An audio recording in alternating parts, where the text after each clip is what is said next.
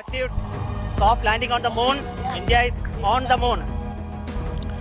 Landing के बाद चंद्रयान 3 ने भेजी चांद की वीडियो और तस्वीर। दिखा चांद के दक्षिणी ध्रुव का ऐसा खौफनाक मंजर। अगले 14 दिनों तक चांद पर घूमते हुए चंद्रयान करेगा बड़ा कमाल। इसरो का यह मेगा प्लान देखकर दुनिया की बड़ी बड़ी एजेंसी हुई हैरान और परेशान। दोस्तों, चांद की कक्षा में पहुंचने से लेकर आज तक चंद्रयान 3 रोज लगभग नई तस्वीरें और वीडियो भेज रहा है। और क्या आप जानते हैं कि रूस का लूना 25 जिस दिन क्रैश कर गया था, उस दिन भी इसने चांद की 4 दुर्लभ तस्वीरें भेजी थी, जिसमें चंद्रमा का वो फार साइड दिख रहा था जिसे धरती पर बैठकर किसी भी टेलीस्कोप से नहीं देखा जा सकता है। दोस्तों, हम आपको दिखाएंगे इस मिशन से जुड़े वो पहलू जिसे देखने के बाद इसरो के लिए आपकी इज्जत 10 गुना ज्यादा बढ़ जाएगी। तो बने रहिए वीडियो के एंड तक। दोस्तों, 14 जुलाई को रवाना हुआ चांद के लिए हमारा चंद्रयान 3। चंद्रयान 3 ने इतिहास तो तब रचा जब उसने 23 अगस्त को शाम चांद के उस साउथ पोल पर लैंडिंग की जहां पर आज तक दुनिया का कोई और स्पेसक्राफ्ट नहीं पहुंचा है। चंद्रमा का ये हिस्सा आज भी अपने अंदर अनेक ऐसे रहस्य समेटे हुए हैं, इसीलिए दुनिया भर के वैज्ञानिक इसमें ज्यादा दिलचस्पी दिखाते हैं। इसी बीच इसरो की तरफ से एक बड़ी गुड न्यूज आई है कि चांद की लैंडिंग के बाद विक्रम लैंडर की स्थिति बिल्कुल ठीक है और वो बिल्कुल अच्छे से काम कर रहा है। और इसने चंद्रमा की सतह पर अपने प्रज्ञान रोवर को रिसर्च करने के लिए खुला छोड़ दिया है। और ये एआई रोबोट अगले 14 दिनों तक चांद के बड़े बड़े खुलासे करने वाला है। वहीं विक्रम लैंडर के एडवांस कैमरे ने अपनी लैंडिंग साइट की सबसे ताजा तस्वीरें भेजी हैं। इन लेटेस्ट फोटो में आप सूरज की रोशनी को रिफ्लेक्ट करके चमक रही चांद की खूबसूरत सतह को देख सकते हैं। साथ ही ये भी देख सकते हैं कि चांद की सतह कितनी ज्यादा उबड़ खाबड़ है। इसका ये हाल लंबे समय तक उल्का पिंडों के गिरने के कारण हुआ है। वहीं लैंडिंग से ठीक पहले विक्रम लैंडर पर लगे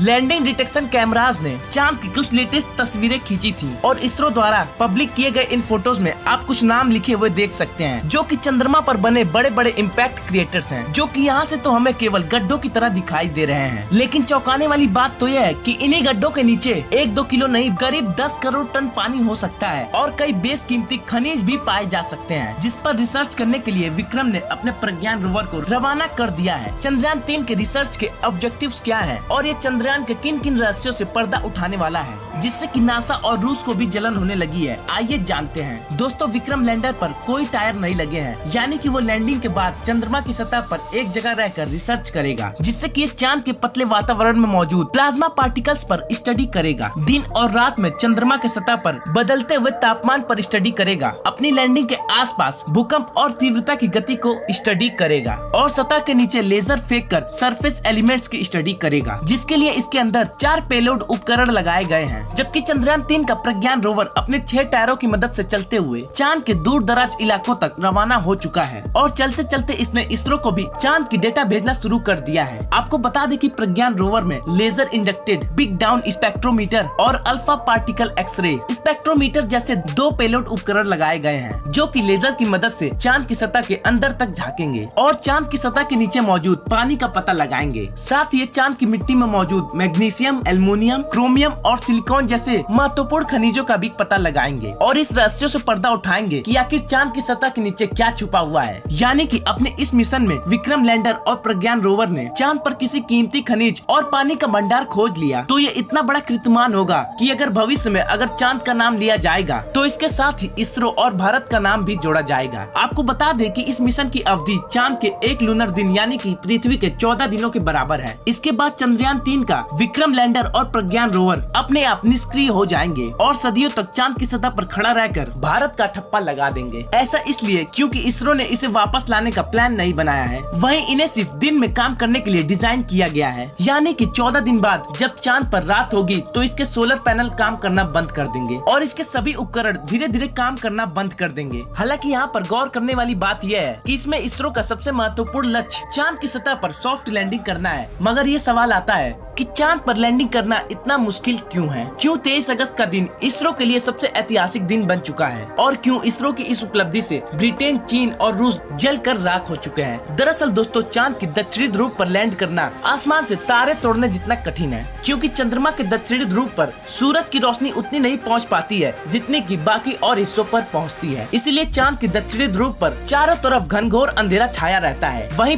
पृथ्वी से चंद्रमा के इस हिस्से की दूरी ज्यादा होने की वजह से लैंडिंग के दौरान कमांड सेंटर से कमांड टूटने का डर बना रहता है। वहीं चांद पर कोई ऐसा मजबूत वायुमंडल भी नहीं है जो कि लैंडिंग के दौरान घर्षण पैदा कर लैंडर की गति को कम कर सके। इसी वजह से चंद्रमा के इस हिस्से में लैंडिंग करना चुनौतीपूर्ण रहता है। ऐसे में किसी भी स्पेसक्राफ्ट को चांद पर लैंडिंग कराने का सिर्फ एक ही तरीका होता है, जिसे कि चंद्रयान 3 ने अपनाया था। इस तरीके में लैंडर को चांद की सबसे छोटी ऑर्बिट में अपनी न्यूनतम ऊंचाई वाली बिंदु तक ले जाया जाता है, जो कि 20 से 30 किलोमीटर एल्टीट्यूड तक होता है। इसके बाद लैंडर अपनी कक्षा छोड़कर चांद पर उतरने के लिए रवाना होता है और नीचे पहुंचने के दौरान अपने थ्रस्टर्स का यूज करना शुरू कर देता है, जो कि उल्टी दिशा में फोर्स लगाकर स्पेसक्राफ्ट को ब्रेक लगाने में मदद करता है। रफ्तार को कम करने के बाद जो लैंडर के सामने चुनौती आती है वो है चांद की धूल। चांद की सतह की मिट्टी बिल्कुल पतली है, इसलिए जब लैंडर चांद की सतह के पास पहुंचता है तो थ्रस्टर से निकलने वाली हवा की वजह से चांद पर मानो आंधी ही आ जाती है, जिसकी वजह से आसपास पूरा धूल उड़ने लगता है और लैंडर के सेंसर्स और कैमरास पर धूल जमा होने का खतरा बना रहता है। वहीं अगर इस धूल की वजह से लैंडर के कैमरा ने ठीक से काम नहीं किया तो वो लैंडर के आगे फेशियल इंटेलिजेंस को सही से डेटा नहीं भेज पाता और गलत डेटा के साथ अगर लैंडर गलत निर्णय ले लेता है, जिससे कि वो चांद की सतह पर सॉफ्ट लैंडिंग करने की बजाय एकाएक क्रैश हो जाता है, जिसकी वजह से मिशन फेल हो जाता है। इसीलिए चांद की सतह पर लैंडिंग का सक्सेस रेट केवल 27% है, यानी कि चांद पे भेजे गए 100 मिशन में से केवल 27 मिशन ही पास होते हैं। इसी बात से आप ये अंदाजा लगा सकते हैं कि आखिर चंद्रमा पर लैंडिंग करना कितना मुश्किल है और आखिर इसरो के चंद्रयान 3 ने कितना बड़ा कमाल कर दिया है। और आखिर में इसरो ने ये कर दिखाया जो कि नासा और रूस जैसे बड़े देश भी नहीं कर पाए। जी हाँ, नासा ने आज तक चांद के दक्षिणी ध्रुव पर